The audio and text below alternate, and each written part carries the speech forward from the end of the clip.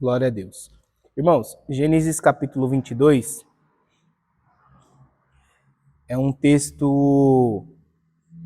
dos textos, né, que possuem aí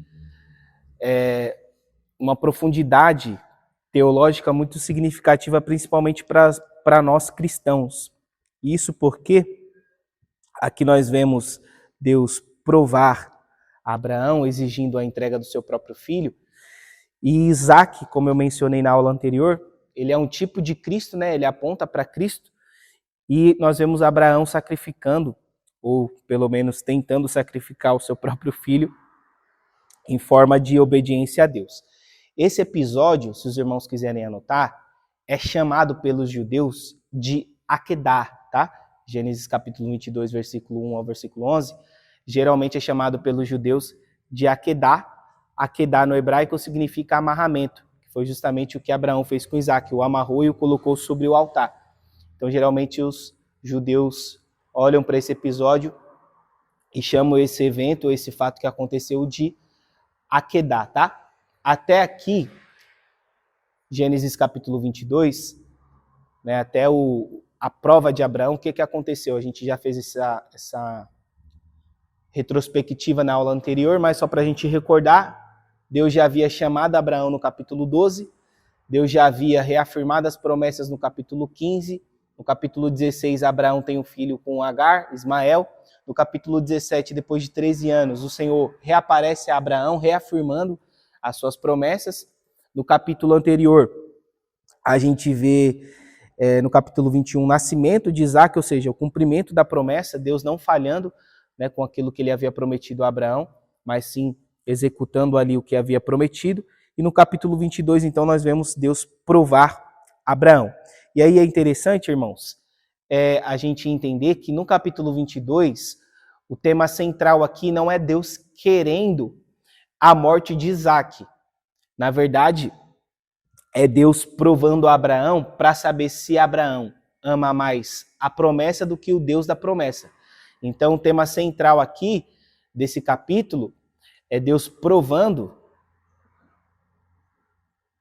o coração de Abraão. E quando a gente fala provando, irmãos, a gente precisa diferenciar provação de tentação, tá? A gente já vai falar sobre isso. Deus provando o coração de Abraão. Deus já tinha informação, irmãos, do que iria acontecer, sim ou não? Sim, porque ele é o quê? Onisciente, ele é Deus, ele sabe de tudo. Então, essa prova, ela não é simplesmente uma prova para Deus, e sim uma prova para o próprio Abraão, para mostrar para Abraão onde estava o seu coração. Então, a pergunta que a gente deve fazer ao olhar para o capítulo 22 de Gênesis é: Abraão ama mais a promessa ou Deus da promessa? E aí, irmãos, é interessante, se lembra numa aula que eu falei que Abraão, nesse contexto, ele não é politeísta? Ele era enoteísta, porque ele servia a um único só Deus, que era o Deus que o chamou lá na terra de Ur, só que, como ele vivia num contexto que existia muitos deuses, então ele não era politeísta, porque ele não adorava vários deuses, ele adorava só um Deus, mas ele cria na existência de outros deuses. Então ele era um enoteísta, ele adorava um só Deus, mas cria na existência de outros deuses. E aí, quando o Senhor pede para Abraão entregar o seu próprio filho como sacrifício, você vai perceber que não tem essa estranheza de Abraão olhar para Deus e falar: como assim o Senhor está me exigindo o sacrifício humano? Porque no contexto cultural que Abraão vivia, isso era comum, pessoas entregarem seus próprios filhos aos deuses que elas serviam. Então, por isso você não vê essa estranheza de Abraão questionando Deus a respeito desse tipo de sacrifício humano. E a gente vai ver isso até mesmo depois, dentro do povo israelita, quando o povo acaba adorando Baal, por exemplo, adorando o Moloque também, né, que são deuses que exigia sacrifício humano. E aí, dentro da cultura de Abraão, isso já acontecia. Os cananeus, os fenícios, que eram povos ali que adoravam outros deuses, já executavam esse tipo de sacrifício, que era o sacrifício humano. Aí o Senhor, irmãos, pede para Abraão ir para um lugar chamado Moriá, certo? Versículo 2, ele fala, pega o seu único filho, o filho ao quem você a ama, e vai à terra de Moriá. E aí a terra de Moriá, é interessante, abre por gentileza aí, segundo livro de Crônicas,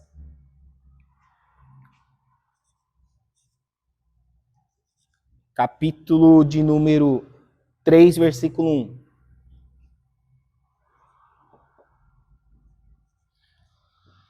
Porque Moriá...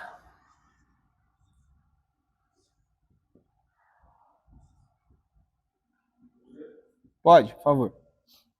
Então Salomão começou as obras para a construção do templo do Senhor, a casa do Senhor em Jerusalém, no alto do monte Moriá, onde o Senhor havia aparecido a Davi, seu pai, exatamente na área que Davi providenciará na eira,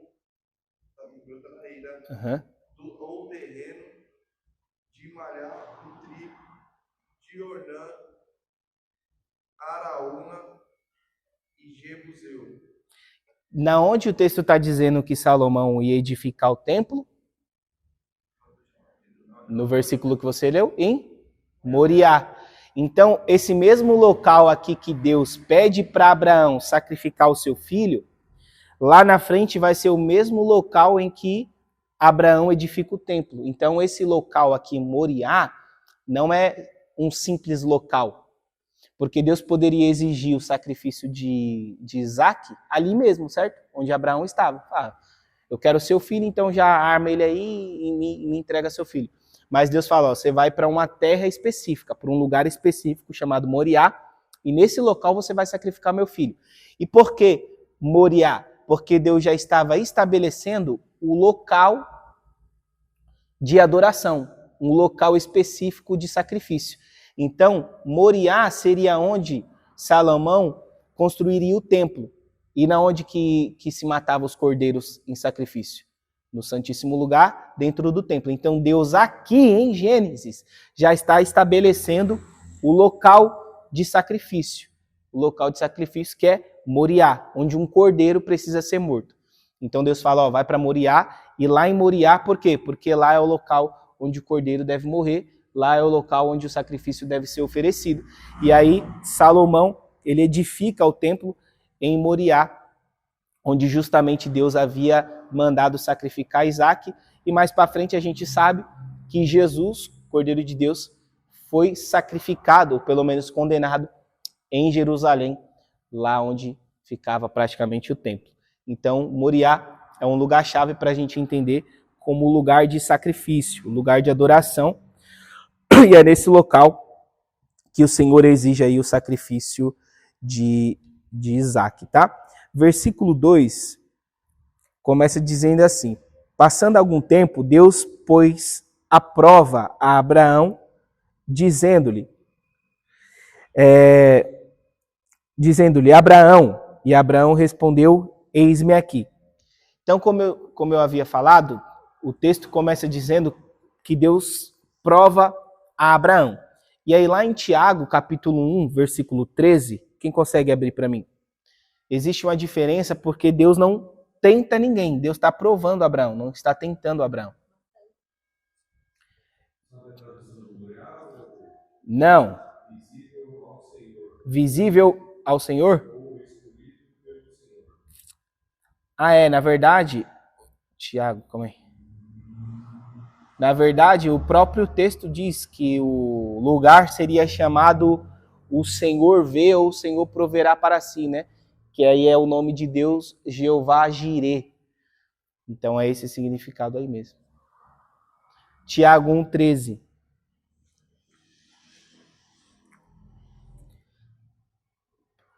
Essa palavra aqui que aparece no versículo 1, provar, é nissá, tá?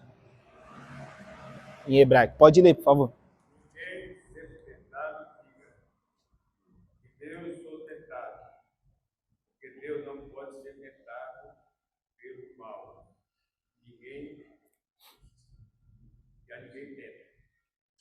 Então Deus não está tentando Abraão, Deus está provando Abraão. E essa palavra provar que aparece no versículo 1 é nissa, que significa testar, pôr à prova. Então, Deus prova os seus escolhidos, não para obter informação, porque Deus é onisciente, como a gente já falou, mas sim para Deus mostrar para Abraão onde está o seu próprio coração. Aí o versículo 2, Deus, quando vai exigir o sacrifício de Isaac, é interessante que isso, Gênesis 22, versículo 2, quando Deus vai exigir o sacrifício de Isaac, perceba, irmãos, a progressão. Olha como que Deus fala para Abraão: toma o seu filho, o seu único filho, Isaac, a quem você ama. Então, cada expressão, ela vai tornando o peso emocional mais difícil para Abraão. Por quê? Deus está falando, toma o seu filho, o seu único filho. Aí a gente pode se perguntar, mas Abraão não tinha outro filho? Ismael? Por que Deus está falando para Abraão que Isaac é o seu único filho? Porque Isaac é o único filho da promessa. E outra, Ismael já não mora mais com Abraão. A gente viu que Abraão manda ele embora no capítulo anterior. Aqui, Isaac ele tem aproximadamente 15 a 30 anos, tá? A gente não sabe aproximadamente a idade exata que Isaac tem aqui. E aí o Senhor fala para Abraão, e vá para a região de Moriá e sacrifique-o como holocausto num desses montes que eu te indicarei. Versículo 3. Na manhã seguinte, olha só, irmãos, na manhã seguinte, Abraão levantou-se, preparou seu jumento, levou consigo 2 de seus servos e Isaque, seu filho, e depois de cortar a lenha para o holocausto, partiu em direção ao lugar onde Deus lhe havia indicado. Irmão, Abraão em nenhum momento você vê Abraão reclamando no texto. Em nenhum momento você vê Abraão questionando Deus. O texto diz que Deus pediu para ele o seu filho, e o versículo 3, Abraão, ele acorda de madrugada, ele prepara a lenha para o holocausto, chama 2 servos e chama Isaac e vai. Então, Abraão, ele tinha todas as falhas do mundo, assim como qualquer um de nós, só que uma coisa que a gente não pode questionar era a fé desse homem. Porque um homem que tem Deus exigindo o seu próprio filho e entregá-lo como um sacrifício e não questionar a Deus, isso mostra uma fé inabalável, né? Por mais que ele seja um homem de falhas, ele demonstra uma fé inabalável. E aí ele vai, irmãos. Aí olha que interessante. Abraão olhou e viu o lugar ao longe. Aí ele olha para os seus servos e diz assim, ó, fiquem aqui com o jumento, enquanto eu e o rapaz vamos até lá e depois de adorar, voltaremos. Irmãos, olha que terrível aqui. Ó. Vou até colocar aqui o versículo 5.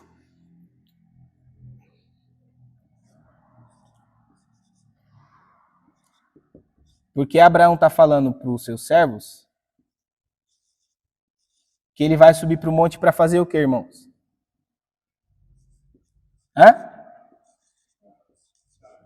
Acabei de ler o texto. O que ele fala para os servos? Adorar.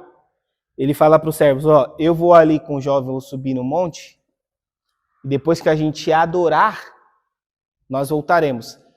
A primeira vez que essa palavra adoração ou adorar aparece na Bíblia é aqui nesse contexto, no versículo 5 de Gênesis capítulo 22. É a primeira ocorrência que essa palavra aparece na Bíblia, é Gênesis capítulo 22, versículo 5. Adorarmos. Ele e o filho, e ele fala assim, nós vamos adorar e nós 2 voltaremos. Percebe que ele não falou assim, ó, nós vamos adorar e eu vou voltar sozinho. Ele já aplicou a fé, não.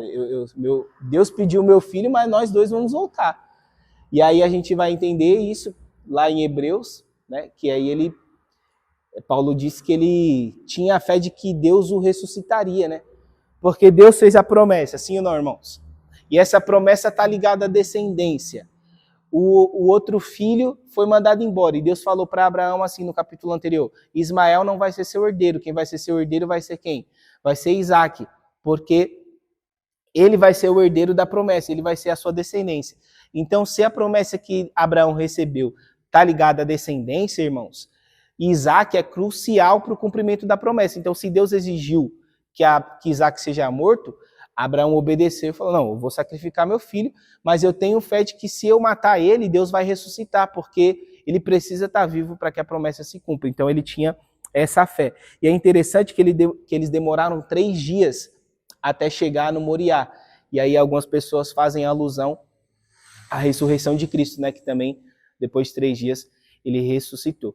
Então, ó, irmãos, focando aqui na palavra adorar. Primeira vez que aparece é aqui em Gênesis capítulo 22, versículo 5. E aí, eu faço uma pergunta para vocês. Em que contexto essa palavra adorar está inserida? Qual contexto que está inserida essa palavra? É um contexto de sacrifício, sim ou não? É um contexto de sacrifício. Abraão não está subindo no Monte Moriá para cantar, para tocar um violão e tocar um corinho, um pandeiro com Isaac, sim ou não? Abraão está subindo no monte para quê? Para sacrificar o seu filho. Então a palavra adorar, ela está intrinsecamente ligada ao fato de sacrifício. Sacrifício. Então, olha só. A primeira vez que a palavra adoração aparece na Bíblia, Pai Senhor, está ligada a um contexto de sacrifício. Então, a adoração não é, irmãos, louvor. A gente confunde adoração com louvor. O que significa a palavra louvor? A palavra louvor, ela significa, basicamente, traduzindo, palavras bonitas, tá? Louvor significa prestar elogios, homenagem, né? Então, louvor, rasgando o português claro, significa palavras bonitas. Então, louvor é homenagem.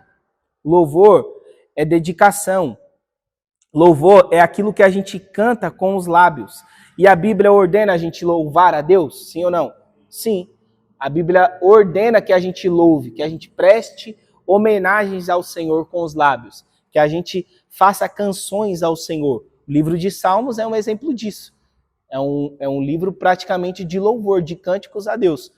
Só que a gente está confundindo louvor com adoração. Adoração é sacrifício. Louvor é palavras bonitas. E aí Jesus ele criticou os fariseus dizendo assim: vocês me adoram com os lábios, mas o coração está longe de mim. Por quê? Isso aqui é importante? Louvor é importante? É. Mas o louvor tem que andar de mãos dadas com a adoração.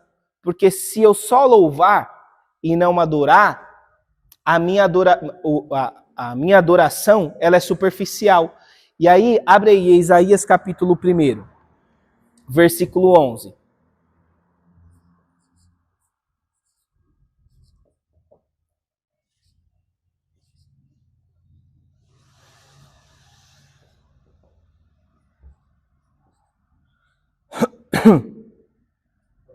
Pode. Indagar o Senhor, que me importam vossos inúmeros sacrifícios, para que me trazei tantos holocaustos. Eis que estou farto de sacrifícios queimados, de carneiros e da gordura de novilhos selados. Ora, não tenho nenhum prazer no sangue de novilhos, cordeiros e bodes. Pode ler, pode continuar. 12. E quando vins à minha presença, quem vos pediu que me saciais os meus átrios, basta de trazer-me oferendas sem sentido. Elas são para mim como um incenso abominável. Luas novas, sábados, celebrações, não consigo suportar nenhuma de vossas reuniões e assembleias, todas sempre repletas de iniquidade. Pode. 14. As vossas comemorações de lua nova e vossas festas fixas eu as tenho detestado. Tornaram-se um fardo repugnante para mim. Estou cansado de suportar tais atitudes. Continua. Quando estenderes as mãos, estenderei os olhos de vós, e ainda que multipliqueis as vossas orações, não as ouvirei. Quanto as vossas mãos estão condenadas, cheias de sangue inocente. Irmãos, olha só. Você leu até o 15, né? Aí ao 16, lavai-vos, purificai-vos, tirai a maldade de vossos atos diante dos meus olhos. Cessai de fazer o mal. O que a gente acabou de ler? A gente acabou de ler Deus olhando para o culto do povo judeu e reprovando esse culto. Deus está falando assim, ó, todas as suas festas, as comemorações, esses novilhos aí que vocês estão me oferecendo como sacrifício, tudo isso para mim é abominação. Ele diz assim, ó, não posso suportar a iniquidade associada ao ajuntamento solene de vocês. Deus está olhando para o culto daquele povo e está reprovando o culto do povo. Por quê? Porque os lábios deles estão cheios de louvor, mas as mãos estão cheias de sangue. Não adianta nada a gente ter os lábios cheios de louvor e o coração cheio de iniquidade. Então, Deus está reprovando o culto de do povo em Isaías capítulo 1, porque o povo tinha sacrifício, tinha cordeiro, mas não tinha justiça. Então, louvor é diferente de adoração. Aí, Isaías 6. Abre aí pra gente. Isaías 6.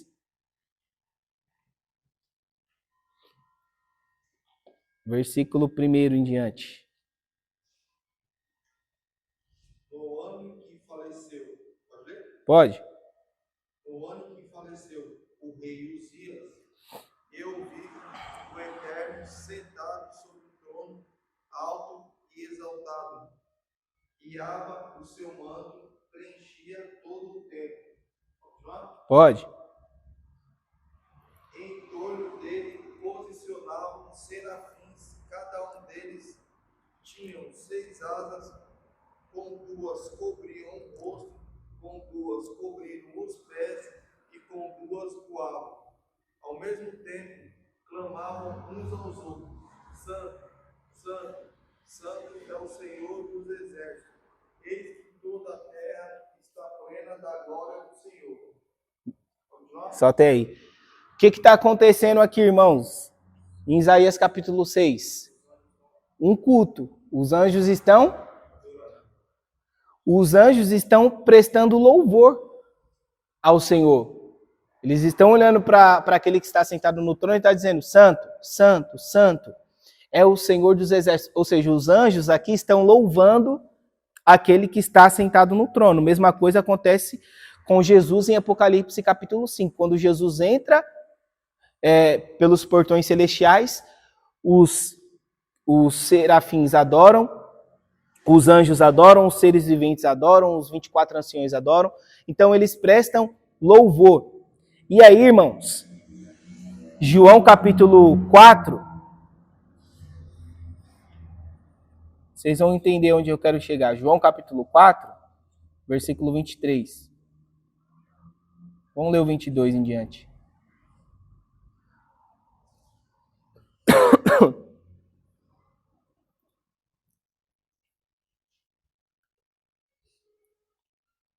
Quem achar pode ler. 23? Isso. Mas a hora vem, e agora em que os verdadeiros adoradores adorarão o Pai em espírito e em verdade. Porque o Pai procura os tais que assim o adoram. O Pai procura os que assim o adoram. Os que adoram como, irmãos? Em espírito e em verdade. Então, olha só. Deus está procurando quem? Adoração ou adoradores? Adoradores. O Pai procura os verdadeiros adoradores. Então, olha só. Quando Deus aparece para Abraão, Deus fala assim, ó, você vai pegar o teu filho, o teu único filho, aquele a quem tu amas. A primeira vez que a palavra amor aparece na Bíblia é aí também. Sabia? Primeira vez que a palavra amor aparece é aqui. Então a gente tem duas palavras que aparecem pela primeira vez na Bíblia: amor e adoração. E as duas palavras estão ligadas a quê? Sacrifício, irmão. Está ligado a sacrifício. Então se liga. O Senhor está procurando adoradores, não adoração. Adoração está ligada a sacrifício. O que a gente aprende aqui? A gente aprende que adorar a Deus é muito mais do que louvar. Adorar a Deus é muito mais do que frequentar a igreja aos domingos. Adorar a Deus é muito mais do que prestar homenagens ao Senhor através de canções com palavras bonitas. Adorar a Deus exige sacrifício. E que tipo de sacrifício? Romanos 12. Abre aí pra gente.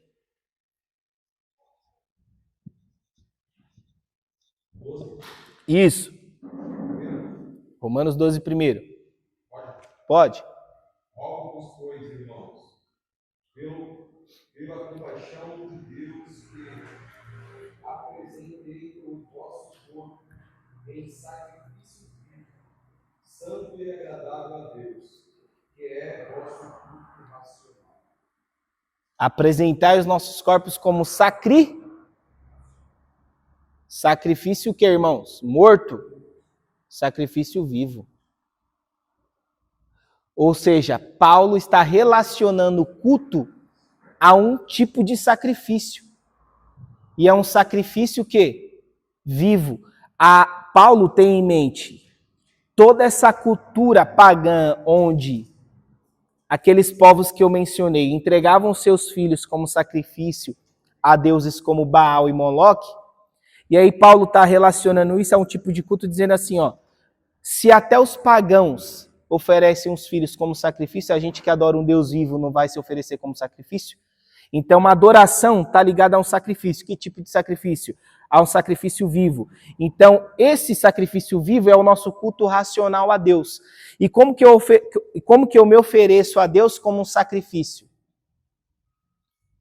Quem consegue me dar um exemplo? Se apartando do mal, santificando. Vivendo, irmãos, como Cristo viveu. Amando. Se lembra que eu mencionei a palavra amor? A primeira vez que essa palavra amor ela aparece aqui, nesse contexto, está ligada a sacrifício. Olha só, se isso daqui não é se isso daqui não é João 3,16. Abraão, Deus está olhando para Abraão e está falando assim, ó, pega o seu filho, o seu único filho, aquele a quem você ama, e entrega como sacrifício. Aí o que Deus faz?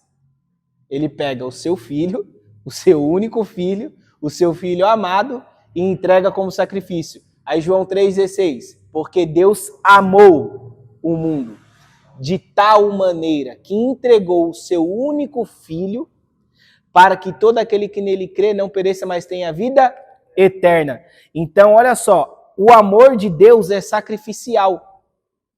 Aí nós podemos dizer que, como a gente fala, que o Velho Testamento é Sombra do Novo. Então, eles se ligam. Se ligam, isso daqui, irmãos, é evangelho puro. Porque do mesmo jeito que Deus quer que nós tenhamos fé em Abraão, nós chegamos hoje, quer que nós tenhamos fé em Cristo para ser salvo. Sim, com certeza.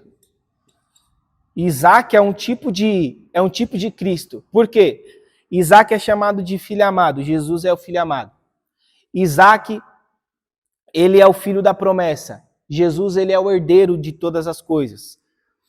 Isaac foi oferecido como sacrifício. Jesus foi sacrificado. Então, Isaac, ele é um tipo de Cristo, ele aponta para Cristo.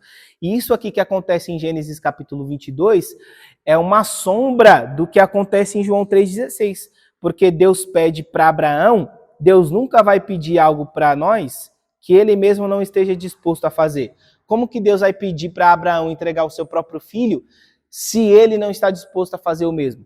Então Deus só pediu para Abraão sacrificar Isaac porque Deus iria fazer isso lá na frente, enviando o seu próprio filho. Perfeito. Sim. Ele teria aqui entre 15 a 30 anos. A gente não sabe definitivamente quanto. Já estava um adolescente aí, adulto, um jovem. Aproximadamente nessa faixa etária. Então, olha só, irmão, que terrível. Ou seja, o que o também quando ensina trazendo para o dia de hoje, pega aí uma escola do nosso filho na política do Flamengo. Sim. Ele estava cobrando que realmente não tinha capaz de fazer, ia fazer. Exatamente.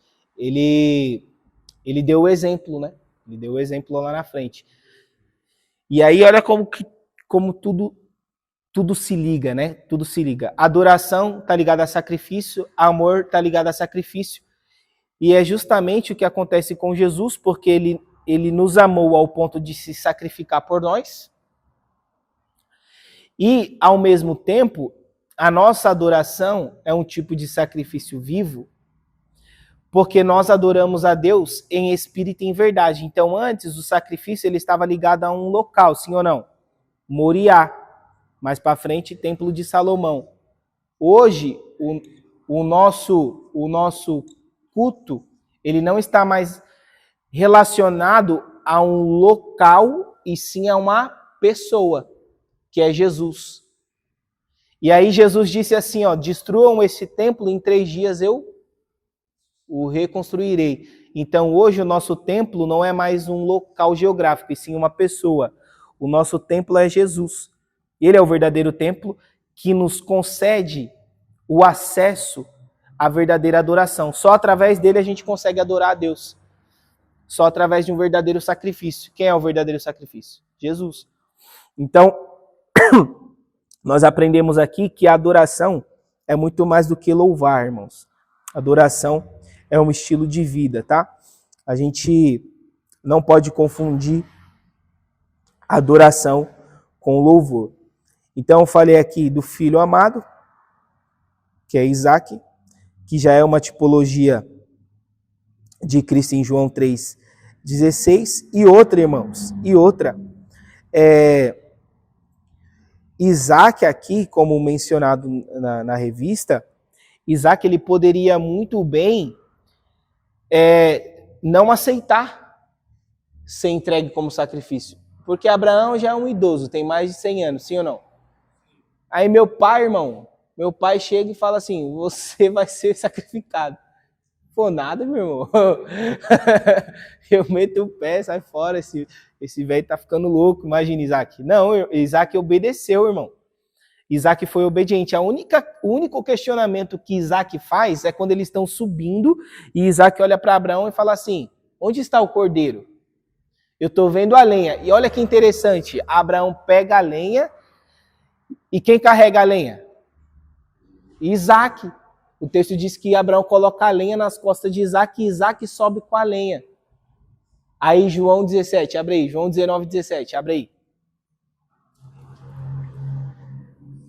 Para vocês verem se Isaac não é uma tipologia de Cristo. João 19, 17.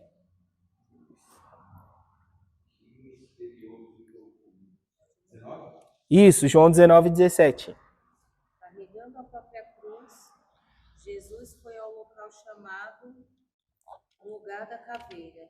Carregando a sua própria cruz. E Isaac carregou a sua própria lenha. Então isso aqui é uma tipologia de Cristo profunda, irmão. E outra, Isaac, ele foi obediente ao seu pai Abraão, assim como Abraão foi obediente a Deus. E aí abre aí Filipenses capítulo 2.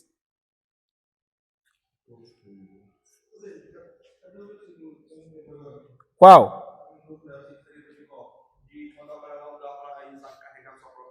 É aqui, ó, Gênesis 22, versículo 6. Ó, Abraão pegou a lenha para o holocausto e a colocou nos ombros de seu filho Isaque. E olha só, e ele mesmo levou as brasas para o fogo e a faca. Então é Gênesis... Dá? Lógico que dá.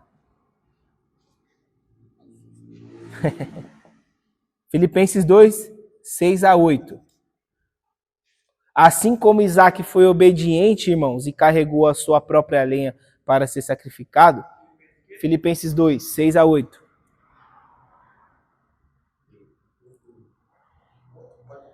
Pode ler. O qual, tendo plenamente a natureza de Deus, não reivindicou a ser igual a Deus, mas, pelo contrário, esvaziou de si mesmo, assumindo plena forma de servo e tornando-se semelhante aos seres humanos.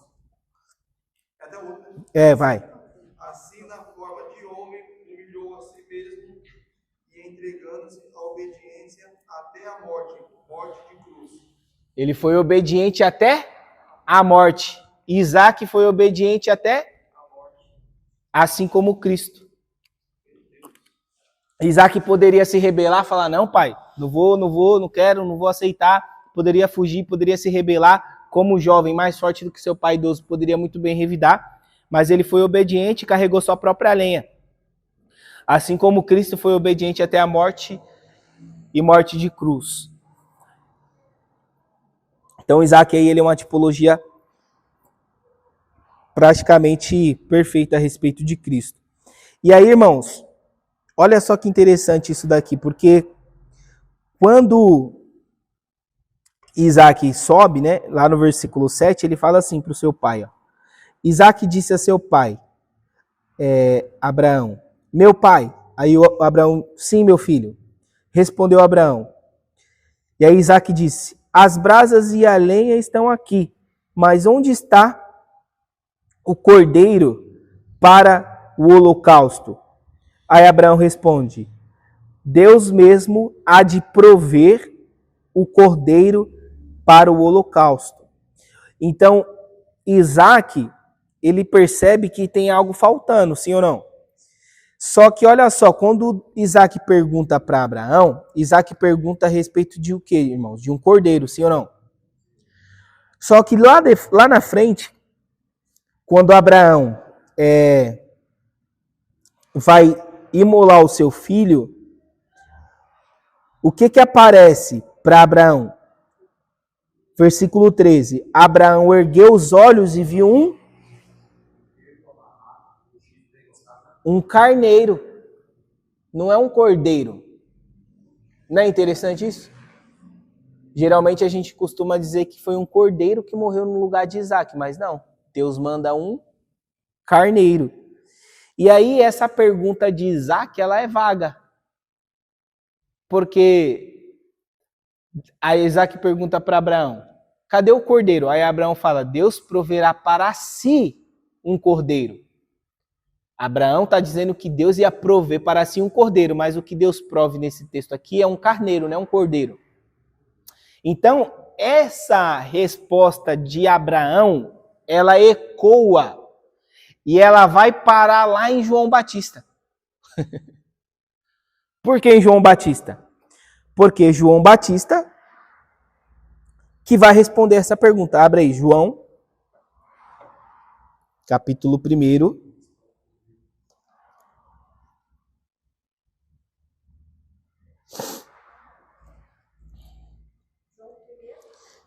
Isso, deixa eu só lembrar aqui o versículo.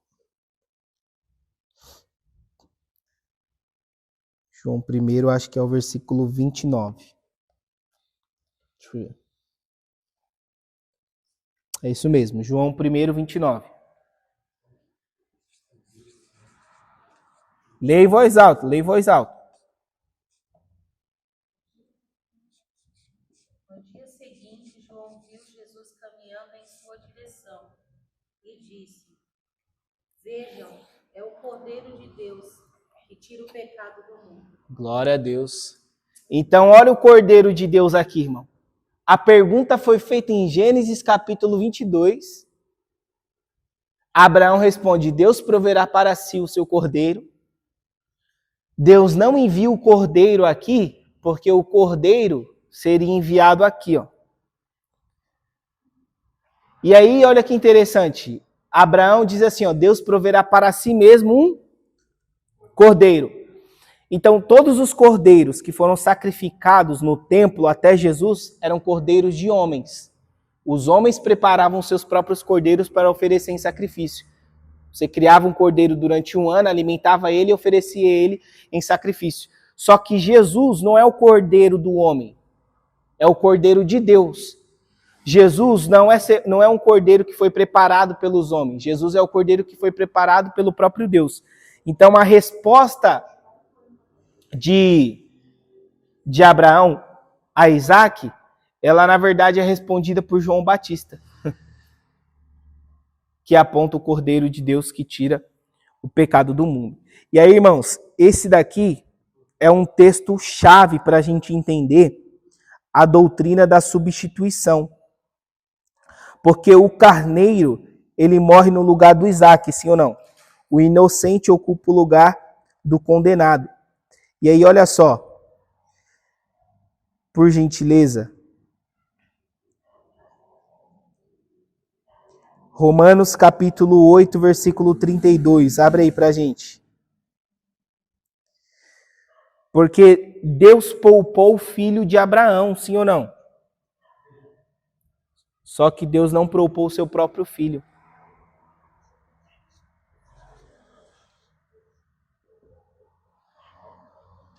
Romanos 8, 32.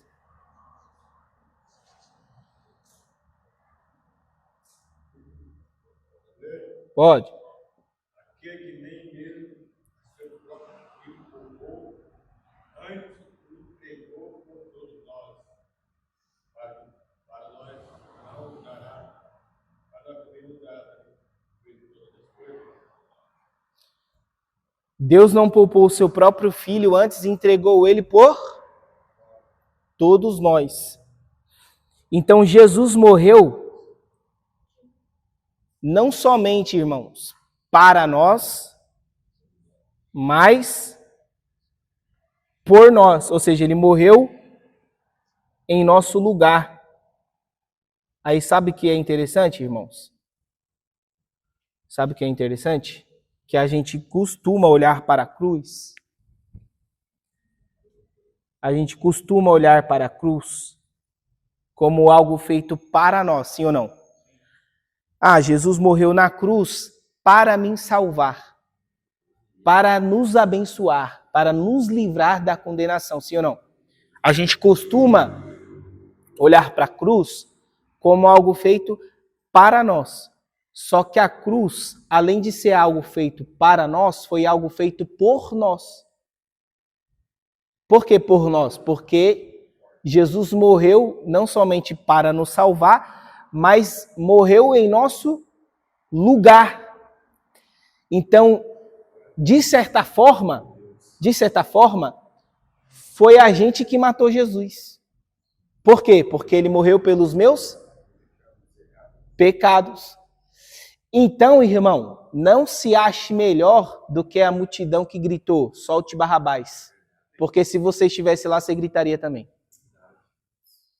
Não se ache melhor do que o soldado que pregou aquele prego romano de 8 centímetros em Jesus e perfurou seu corpo na cruz. Por quê? Porque a gente também, se estivesse no lugar do soldado romano, martelaria. Porque foi pelos meus pecados que Jesus morreu.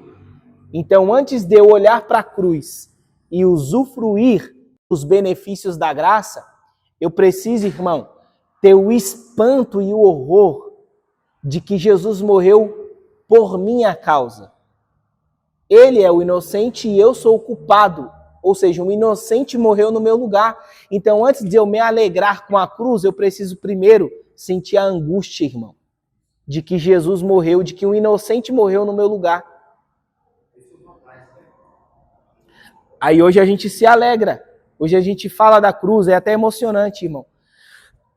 Mas a gente, antes de entender a cruz como algo feito para nós, a gente deve entender a cruz como algo feito por nós. Quem diz isso é o John Stott no seu livro A Cruz de Cristo, tá? Então, a cruz foi feita por nós. E aí, entra aqui a teologia da substituição. E olha só, isso, irmãos, é claro, desde o Antigo Testamento. Por quê? Vamos lá? Quem gosta de anotar, me acompanha aí. Isso apareceu... Deixa eu ver se consigo apagar aqui. Pode apagar?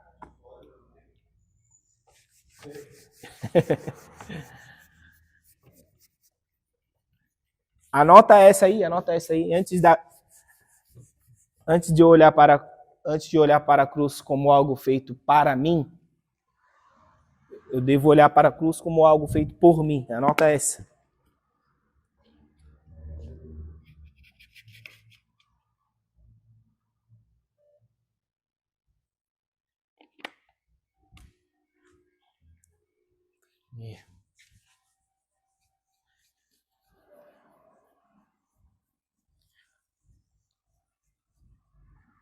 Uma pergunta assim, quando nós entrarmos nos portões celestiais. Sim. Tem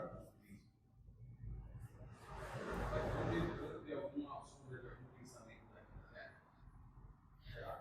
Irmão, assim, a Bíblia diz que não haverá mais dor, tristeza, né?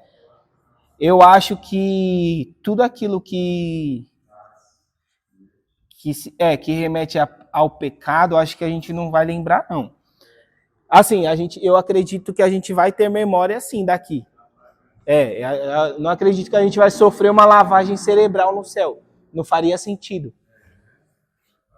Porque a gente vai entender que a gente está no céu por causa do sacrifício de Cristo. Então, o próprio Jesus disse que naquele grande dia muitos se assentaram na mesa com Abraão, Isaac e Jacó. Então a gente vai saber lá no céu quem foi Abraão, quem foi Isaac, quem foi Jacó. A gente vai conhecer a história dos patriarcas. Então a gente não vai sofrer uma lavagem cerebral, mas tudo aquilo que se refere a pecado vai ser aniquilado nas nossas vidas. Olha só.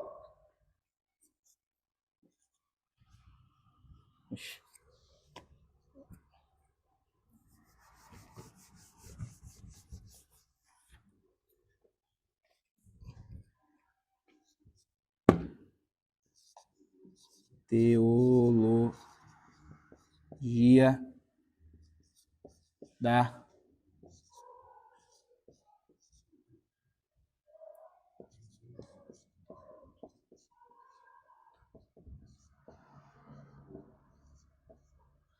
teologia da substituição. A gente acha, irmão, que essa doutrina ela é neotestamentária, ou seja, que ela só aparece no Novo Testamento. Só que ela aparece desde o Antigo Testamento. Primeiro, Gênesis capítulo 22. Gênesis capítulo 22. Um carneiro morre no lugar de Isaac. Sim ou não? Gênesis 22, um carneiro morre no lugar de Isaac. Êxodo capítulo 12, versículo 13.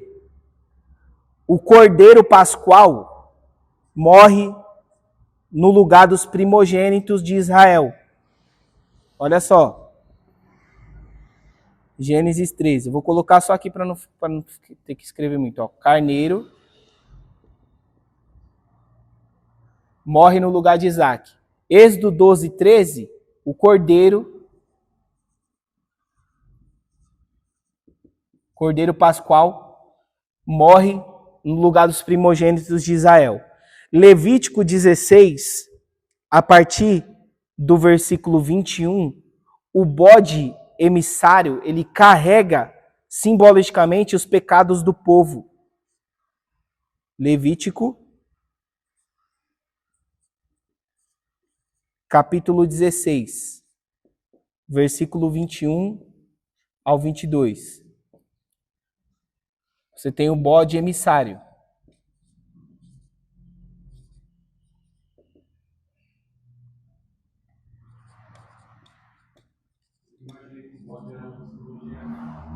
De ruim? Não.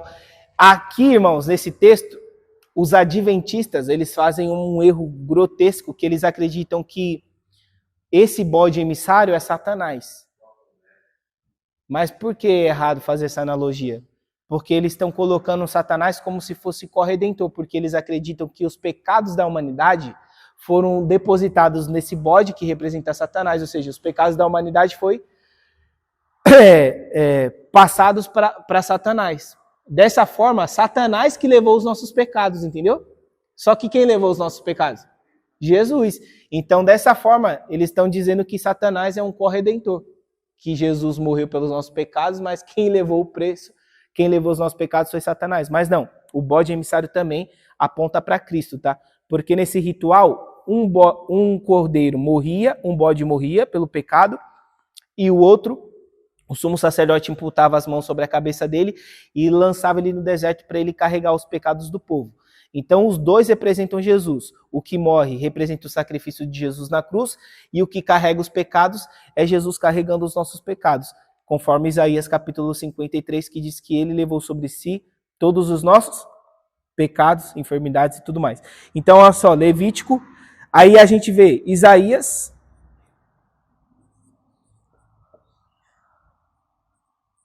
Isaías 53, 4, 6, que diz, certamente ele tomou sobre si as nossas enfermidades e nossas dores levou sobre si. Mas ele foi transpassado pelas nossas transgressões, moído pelas nossas iniquidades, enfim. Aqui, irmãos, já é um texto profético que aponta para o Messias. Tá? O Messias e o servo sofredor. Então, olha só. Dentro da literatura, dentro do Pentateuco, a gente já vê essa doutrina da substituição, desde Gênesis, antes da lei. A gente vê Deus implantando essa cultura de um cordeiro morrendo pelo povo em Êxodo. A gente vê já na lei essa cultura, né, de um animal ter que morrer pelo pecado do povo. Aí dentro da literatura profética a gente já vê Deus introduzindo a ideia de um servo sofredor, de alguém que viria enviado por Deus, que morreria pelos nossos pecados, que levaria os nossos pecados, que sofreria as nossas dores. E aí quando a gente entra no testemunho do próprio Jesus, a gente vê Jesus afirmando diversas vezes que morreria por nós. Marcos capítulo 10, versículo 45. Quem consegue ler para mim? Eu vou colocar os textos daqui e aí a gente vai lendo.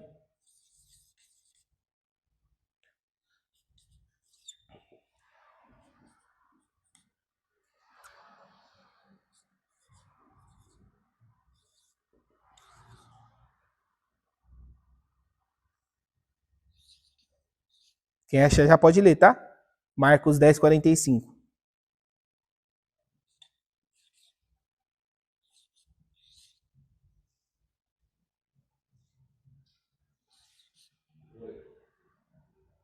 Pode ler. Porque o Filho do Homem também não veio para ser servido, mas para servir e dar a sua vida em resgate de muitos. Dá a sua vida em resgate de muitos. João 10, 11.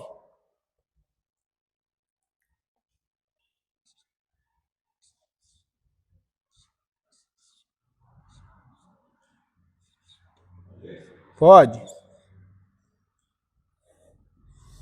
Eu sou o bom pastor. O bom pastor dá a vida pelas suas ovelhas. Mais uma vez, Jesus afirmando que morreria pelas suas ovelhas. Romanos 5, versículo 8.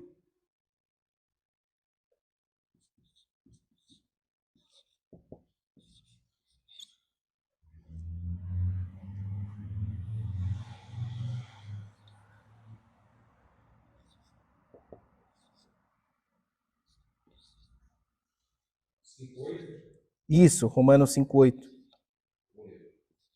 Bem-aventurado o homem que o Senhor não imputa ao pecado. Não, perdão, 5:8, né? Isso. Mas Deus prova o seu amor para conosco. Em Cristo morreu por nós, sendo nós ainda pecadores. Irmão, olha que terrível. Deus prova o seu amor para conosco. Deus não provou o amor de Abraão? Lá no versículo 1, capítulo 22. E Deus provou a Abraão dizendo, Abraão, aí Deus prova para nós o seu amor. Quando Cristo morreu por nós, quando ainda éramos pecadores. Não tínhamos mérito nenhum, irmãos. Não tínhamos nada a oferecer. Mas ele morreu por nós quando ainda éramos pecadores. Gálatas 3, 13. Coloquei aqui todos os versículos que falam sobre essa morte substitutiva de Cristo. Pelo menos alguns, né? 3:13.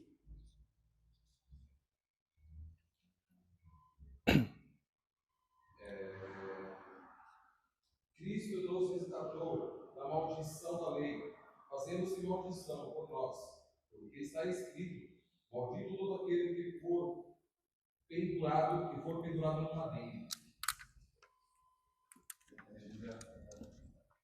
2 Coríntios 5, 21. Vamos ler, irmãos.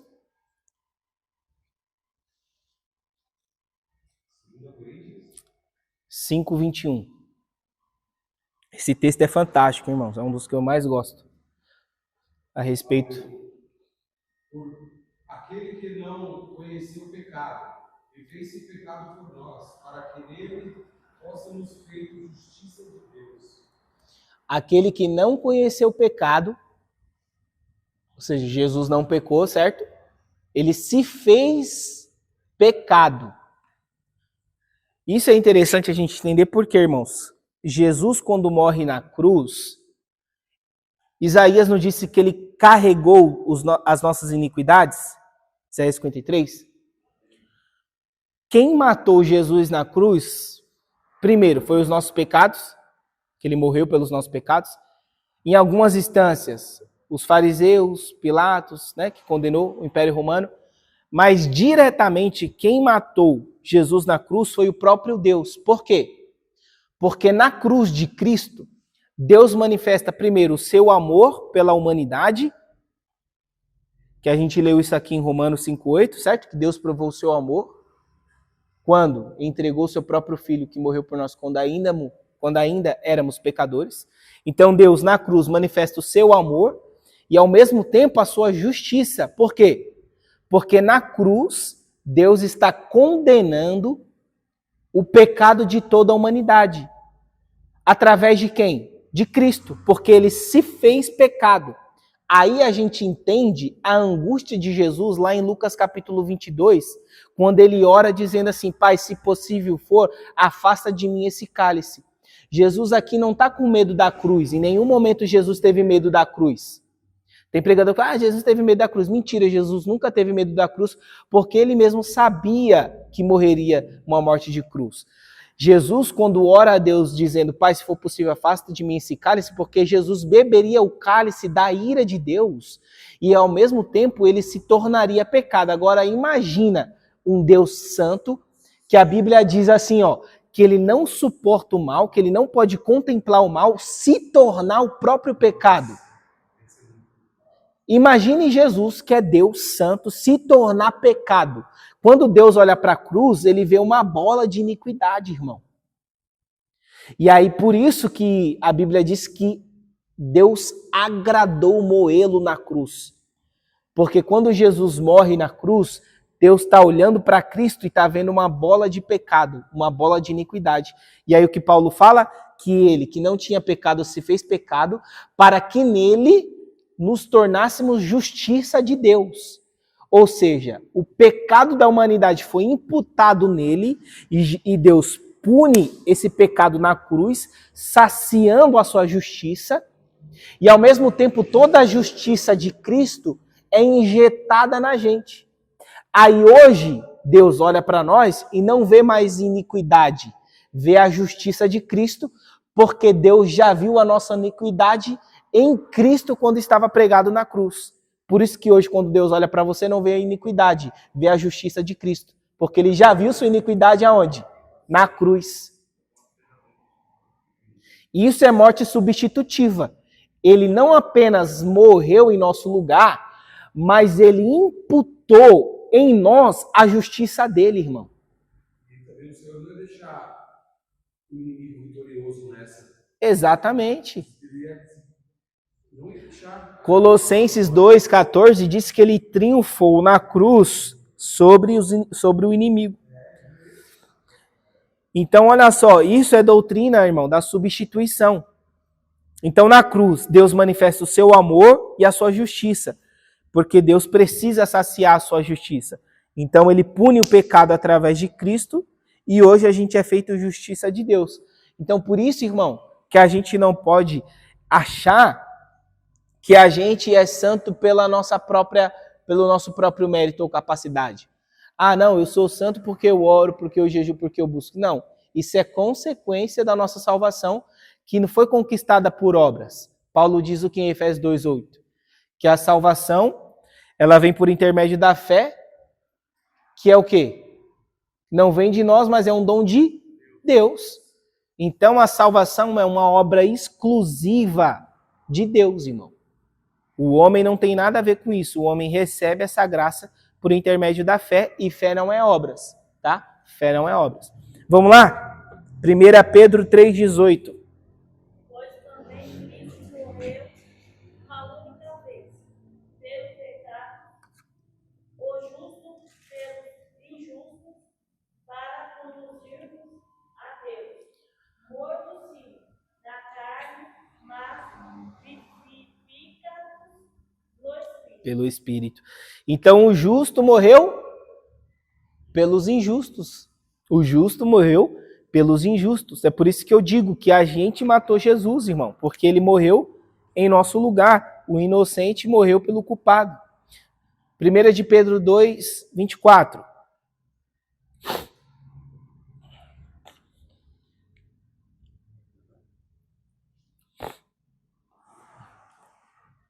Esses textos daqui, irmão, devem estar fresco na nossa memória. Pelo menos um desses aqui, ó. Você não vai memorizar todos, né? Mas pelo menos um desses aqui você precisa estar fresco. Para quando alguém dizer assim, por que Jesus morreu na cruz? Aí você vai lá e... 2 Coríntios 5:21. 1 Pedro 2:24. Quem lê para mim? Pois toda a carne é como a erva, e todas as suas glórias como a flor da erva. Seca-se a erva e cai a sua flor. O 24 esse?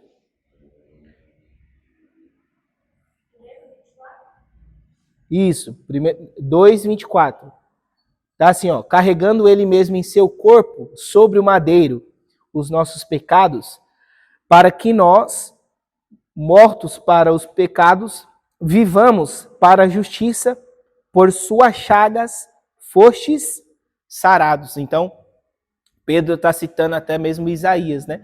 Por suas feridas nós fomos sarados. As feridas de Cristo nos sarou. 1 João 2:2. E ele é a propiciação pelos nossos pecados, e não somente por nossas ofensas pessoais, mas pelo pecado de todo o mundo. De todo mundo. Então, irmãos, olha só, essa doutrina de que Jesus morreu apenas pelos eleitos, pelo um grupo seleto, cai por terra quando a gente compara com a Bíblia. Primeiro porque Romanos 5:8 diz que Jesus morreu por nós quando ainda éramos pecadores. João está dizendo aqui que Jesus não morreu somente por nós, mas por todo o mundo. Ou seja, a oferta de salvação, ela é ilimitada. Jesus morreu para que todo aquele que nele crê não pereça. Então, não é que Jesus morreu para salvar todo mundo. Não, isso é um universalismo. Jesus morreu para que todos tenham a oportunidade de se salvar. Só que essa salvação só se aplica na vida de quem crê nele. De quem crê nele. Tá? Vamos lá? 1 João 4:10. Assim isto constitui o amor, não que nós tenhamos amado a Deus, mas que ele nos amou e enviou o seu Filho como propiciação pelos nossos pecados. Mais uma vez, amor e sacrifício, que a gente viu aqui em Gênesis 22. Hebreus 9:28.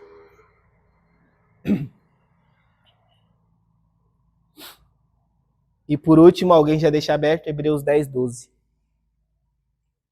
E a gente encerra.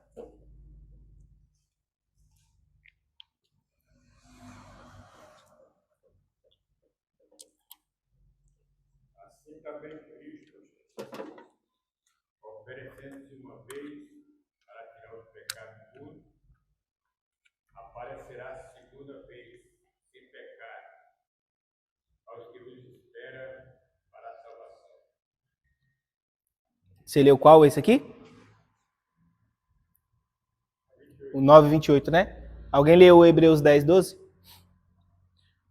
Mas este, havendo oferecido para sempre um único sacrifício pelos pecados, está sentado à destra de Deus. Lê de novo mais uma vez? Mas este, havendo oferecido para sempre o único sacrifício pelos pecados, está sentado à destra de Deus. Então, Cristo, ele se ofereceu uma única vez, o único sacrifício pelos pecados. Por isso que hoje não existe mais a necessidade de se matar cordeiro, de sacrificar cordeiro lá no templo. Porque Jesus, ele é o único e definitivo sacrifício de Deus. Então, resumindo, irmãos, o carneiro morreu no lugar de Isaac em Gênesis capítulo 22 e Cristo, o Cordeiro de Deus, morreu em nosso lugar na cruz do Calvário. Então, Gênesis capítulo 22, para nós que somos cristãos, não é simplesmente uma história a respeito da fé do patriarca Abraão, mas, na verdade, é um prelúdio daquilo que aconteceria com Cristo, daquilo que Deus nos revelaria através do seu Filho. Então, a morte substitutiva de Cristo, ela é um reflexo desde Gênesis até, irmãos, ele se cumprir nos evangelhos. É por isso que quando Jesus está lá em Lucas capítulo 22, vamos lá? A gente já encerra já. Lucas, Evangelho de Lucas, capítulo 22 ou 24? 24. 24, 44. Jesus diz... Pode ler. E em seguida Jesus lhes explicou: são estas palavras que vos ensinei quando ainda estava entre vós. Era necessário que cumprisse tudo a meu respeito está escrito, a lei de Moisés, dos profetas e dos salmos.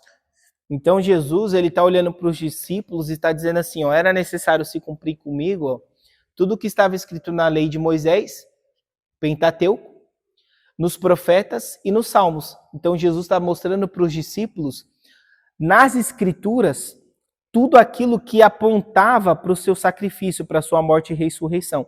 Então o Antigo Testamento, ele se lê com base no Novo.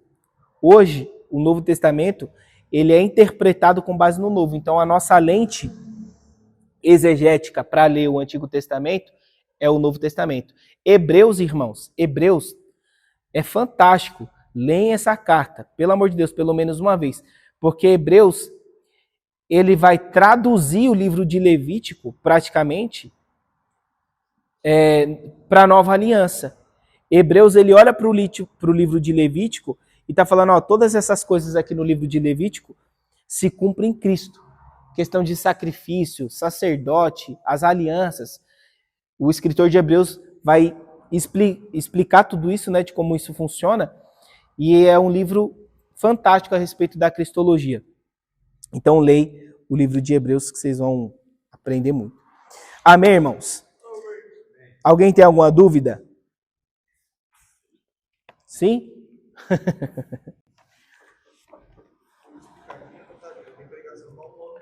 Irmão, isso aqui, se for pregar isso aqui, você tem esboço para até o final do ano aí. E tem gente que prega esse texto e não consegue falar de Jesus, irmão. Eu acho incrível. Gente que prega Abraão, Isaac, não consegue falar de Jesus. Conclusão. Nesta lição, podemos ver que um homem de Deus como Abraão experimentou provas e desafios difíceis em sua vida.